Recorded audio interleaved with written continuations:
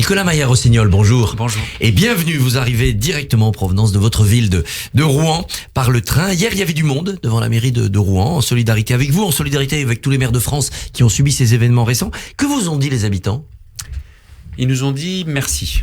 Ils sont venus plus nombreux honnêtement que ce que je pensais parce que l'appel a été initié par l'association des maires de France assez tardivement, un peu dans à la veille même, oui. Voilà, c'est ça. Et en fait, il y avait plus de monde que prévu pour dire merci parce que il y a une prise de conscience quand même que on a de la chance dans notre pays d'avoir une démocratie représentative, c'est-à-dire des élus alors de tous bords politiques, mais qui s'engagent pour les autres. Et en fait, ensemble, on a dit quoi ? Comme dans beaucoup de frontons de mairie, on a dit oui à la justice, parce qu'il y a d'abord une affaire de justice, c'est la mort de ce jeune adolescent, et puis non aux violences, et oui à la solidarité, parce qu'on a besoin de se retrouver, on voit bien que le pays se fracture. Et oui à la sécurité, est-ce que les habitants vous disent, allez, il faut sûr. être plus dur, faut redresser l'ordre républicain ? Ah, l'ordre républicain, oui. Mais si vous voulez, moi je suis un homme de gauche. La sécurité, c'est pas du tout un sujet tabou. On le fait tous les jours comme maire. On a des enjeux de tranquillité publique, de sécurité au quotidien. Mais il faut la sécurité avec la justice. Il peut pas y avoir de sécurité sans justice. Et avec l'égalité. Parce que la question qui est derrière, c'est quand même aussi la question des quartiers, la mixité sociale, de l'éducation, de l'autorité parentale. Bref, de comment on vit ensemble, comment on fait société ensemble. Et ce qui était, je pense, utile hier, c'est cet attachement à notre République. Un mot des dégâts, 1 milliard d'euros selon le MEDEF sur tout le pays. Est-ce que vous avez une idée des dégâts chiffrés sur Rouen et le Grand Rouen ? Non, j'ai pas de chiffrage précis, mais ils sont considérables. Ils sont durables. Vous avez des mairies qui ont brûlé. Vous avez des commerces qui étaient des locomotives de quartier qui ont brûlé. Vous avez aussi une peur qui s'est installée chez beaucoup d'habitants, de commerçants, de riverains, de familles. Donc c'est difficile à quantifier, mais franchement c'est un cauchemar. Est-ce qu'il y a eu une dimension antisémite dans certains slogans, dans certains cris, dans certains tags, comme on l'a un peu vu en banlieue parisienne ? Écoutez, je voudrais pas vous dire de bêtises, sur Rouen, il me semble que non. C'était surtout des pillages. C'était et d'abord, l'autorité de l'État. il y a eu plusieurs phases. Il y a d'abord eu de la colère, voitures brûlées, recherche d'affrontement avec les forces de l'ordre. Ensuite, il y a eu effectivement pillage avec intrusion dans d'autres quartiers, plus dans le centre-ville, plus là où il y a plus de commerce. Mais ce sont essentiellement des jeunes, des adolescents de 14, 15, 16 ans. Hein. Donc, pas de réflexion politique, pas de... Vous savez, ce que tous les maires, je crois, entendent, en tout cas, moi, c'est ce que j'entends beaucoup, et ce sont des jeunes qu'on connaît très bien, qu'on voit régulièrement, et ils nous le disent d'ailleurs poliment de jour. Ils nous disent, mais monsieur, le problème, c'est que nous, quand on parle, si on fait que parler, on nous entend pas. Il faut casser pour qu'on s'intéresse à nous. Je cautionne pas, pas du tout. Mais il faut quand même entendre ce message et essayer de le comprendre. Pour savoir où intervenir. Est-ce qu'ils vous ont dit, on vous menace vous, le maire, parce que c'est comme ça qu'on sera entendu? Non, pas moi personnellement. Il y a d'autres maires qui ont été dans l'agglomération poursuivis. Le maire de Maromme a dû se cacher dans sa mairie. Le maire de Darnétal, qui est à côté de Rouen, a dû quitter son domicile. Oui, c'est quand même inquiétant. C'est une chasse à l'homme parce qu'il est maire. Quand je vous dis que c'est un cauchemar, je n'exagère pas. Et je dirais pas que c'est une chasse au maire, parce que vous savez, le maire, on lui attribue beaucoup de choses qui ne sont pas forcément de ses responsabilités. C'est surtout qu'il est à portée d'engueulade. Il est là. C'est la cible. Non, je sais pas si c'est la cible, mais il se trouve que le maire, il est présent. On est dans tous les quartiers, on voit tout le monde, on fréquente tout le monde. On se retrouve au marché, on se retrouve dans les balades aux commerçants, quand on va amener ses enfants à l'école. Enfin, et donc, quand vous êtes à portée d'engueulade, c'est à la fois extrêmement positif parce que vous êtes à l'écoute de tout le monde. Et en même temps, vous devenez un peu le réceptacle de toutes les colères, de tous les mal-être. Qu'est-ce qu'il faut pour vous protéger, pour que les citoyens vous respectent? Et il n'y a pas que les jeunes, il y a d'autres incidents qu'on répercute. Donc, est-ce qu'il faut dire le maire est une personne sacrée, quiconque s'en prend à lui, on augmente les peines? Oui, je vous remercie de dire qu'il y a d'autres incidents, parce qu'on oublie un peu vite qu'il y a quelques semaines, le maire de Saint-Brévin s'est quand même fait agresser chez lui. Et le maire de Signes écrasé par quelqu'un qui voulait jeter des déchets. Et clairement, à Saint-Brévin, c'était une initiative de l'extrême droite. Bon, donc il faut pas faire non plus d'amalgame trop rapide. Effectivement, il y a beaucoup de violence envers les élus. Moi, je crois qu'il faut plusieurs choses. D'abord, il faut une parole quand même nationale, au plus haut sommet de l'État, d'apaisement. C'est ce que vous attendez du président tout à l'heure. Oui, c'est la première chose que j'attends. Absolument, oui, tout à fait. D'apaisement. Je dis ça sans esprit polémique, mais vous savez, si vous donnez le sentiment, on l'a vu avec les gilets jaunes, on l'a vu avec les retraites, on le voit en ce moment, que peut-être que la violence serait plus écoutée que la parole, en tout cas que parfois la parole ne serait pas suffisamment entendue, que le pays, il se divise plutôt que de chercher à le rassembler. Alors c'est dangereux. Alors c'est dangereux pour la République. On a besoin de rassembler, pas d'exclure. On a besoin d'écouter, pas d'humilier, pas de mépriser. Et là, il y a un risque. Vous vous souvenez, pendant les Gilets jaunes, ça n'a rien à voir avec la situation actuelle. N'empêche que pendant les Gilets jaunes, on avait des personnes, des petites mamies, des petits papis qui disaient « Moi, j'ai jamais brûlé rien, mais cette fois-ci, je constate que pour qu'on m'entende, il faut que je brûle une poubelle. » Voilà. C'est pas la même chose. Mais quand même, le raisonnement présente certaines similitudes. Donc ça, c'est la première chose. Deuxième chose, il faut quand même des orientations politiques profonde. Il faut des actes concrets.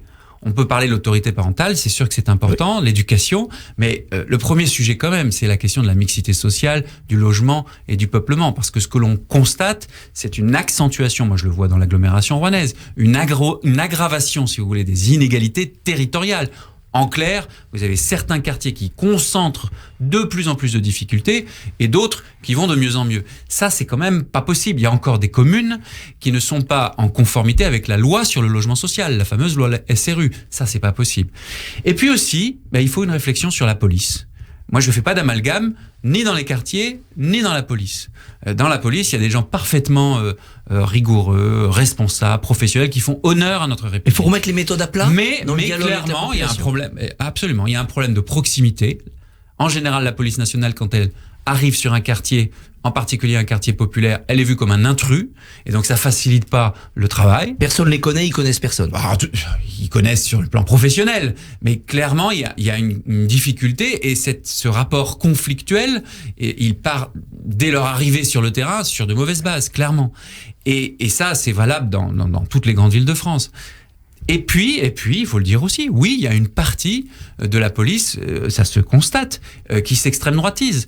J'ai entendu Monsieur Nunez qui disait il n'y a pas de racisme dans la police. Mais attendez, il y a du racisme dans toute la société française. Pas tout le monde, mais il y a du racisme dans la société française. Pourquoi dans la police il n'y en aurait pas? Mais il a voulu dire qu'il n'y avait pas de racisme systémique. Certainement. Et comme je viens de vous le dire, je ne fais pas d'amalgame. Je ne parlerai pas de système. Je ne dirai pas la police tue. En revanche, ce qui est vrai, c'est qu'on a un problème de doctrine d'engagement, on a un problème de police de proximité, et on a aussi un problème de formation, oui, absolument. Parce qu'on a aussi, effectivement, une extrême droitisation d'une partie, peut-être minoritaire, sans doute minoritaire. Mais quand vous avez des conséquences concrètes sur le terrain, alors c'est dangereux. La cagnotte lancée par Jean Messia, d'extrême droite, en faveur du policier qui a tué Naël, s'envole. Elle a dépassé depuis longtemps le million. C'est regrettable. Quel signe ça donne de la société? C'est plus que regrettable. Je pense que c'est une pierre de plus dans le mur qui oppose, qui sépare, qui rend les uns adversaires des autres dans notre société. Encore une fois, le message que j'essaie de porter ce matin, c'est qu'on a besoin d'apaisement, on a besoin de rassemblement, de mieux s'écouter. Pourquoi est-ce qu'on est tout le temps dans une logique de bloc contre bloc? Et puis là, en l'occurrence, franchement, je trouve cela assez indécent. Parlons des solutions. Certains disent qu'il faut supprimer l'excuse de minorité pour pouvoir sanctionner plus vite les plus jeunes. C'est quelque chose que vous pourriez voter, vous?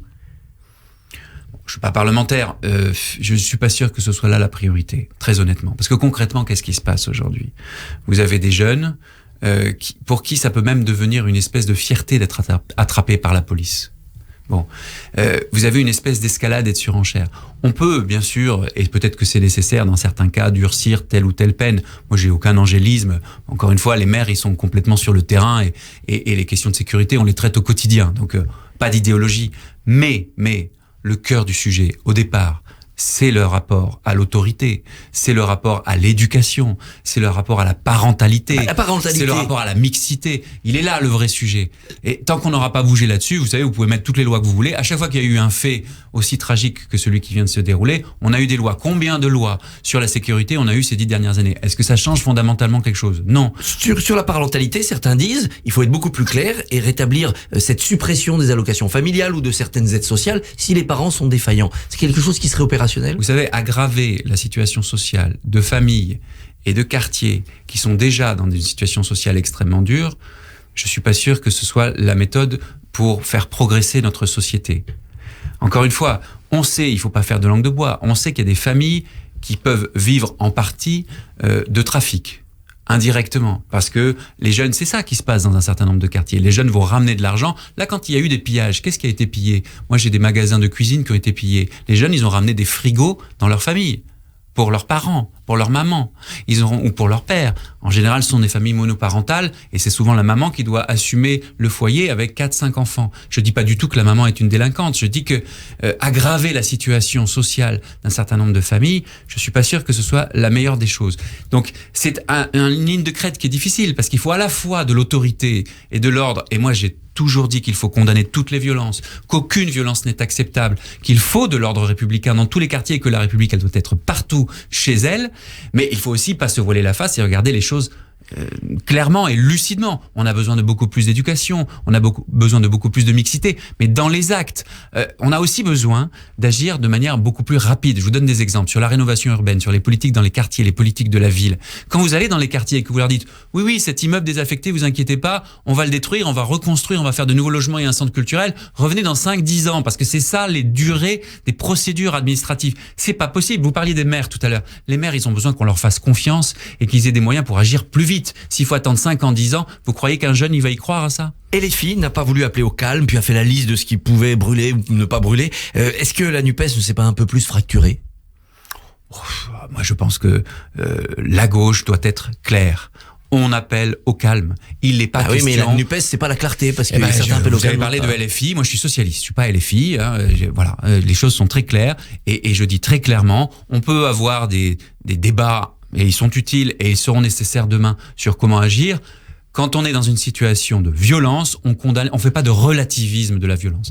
Aucune violence n'est acceptable. Sur la gravité de ces événements, ça pourrait être un motif de rupture de la NUPES. Le PS pourrait dire on s'en va, on veut plus travailler avec les filles. Ce dont je suis certain, en tout cas moi de mon côté, c'est qu'il est urgemment temps que les forces de gauche, il n'y a pas que le PS d'ailleurs, il y en a d'autres. Je pense au Parti communiste par exemple, où Fabien Roussel a été très clair.